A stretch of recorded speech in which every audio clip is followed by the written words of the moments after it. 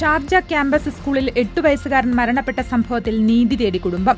റാഷിദ് യാസർ എന്ന 1-ാം ക്ലാസ്സുകാരനാണ് March 1-ന് school എത്തിയതിന് തൊട്ടു പിന്നാലെ മരണപ്പെട്ടത്. തലയ്ക്കേറ്റ ഗുരുതര പരിക്കാണ് മരണകാരണമെന്നാണ് പോസ്റ്റ്മോർട്ടം റിപ്പോർട്ട്. അന്വേഷണം പുരോഗമിക്കുകയാണ്. UAE-യിൽ നഴ്സിംഗ് പ്രോഗ്രാമുകൾ നടത്താൻ ഒരുങ്ങി ആരോഗ്യ മന്ത്രാലയം. നഴ്സുമാർക്ക് ജോലിയിൽ കൂടുതൽ പ്രാവീണ്യമുണ്ടാകുന്നതിന് ഈ അവസരം സഹായകരമാകും.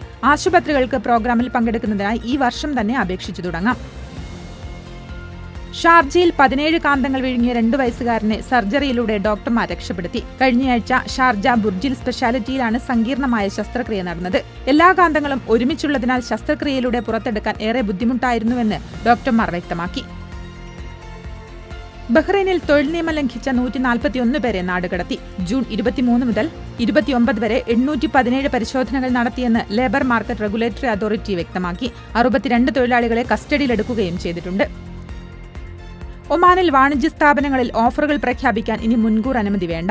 വാണിജ്യ സ്ഥാപനങ്ങൾക്ക് പ്രമോഷനുകളും ഡിസ്കൗണ്ടുകളും ഓഫറുകളും പ്രഖ്യാപിക്കുന്നതിന് അധികൃതരുടെ മുൻകൂർ അനുമതി ആവശ്യമില്ലെന്ന് വാണിജ്യ വ്യവസായ നിക്ഷേപ പ്രോത്സാഹന മന്ത്രാലയം അറിയിച്ചു.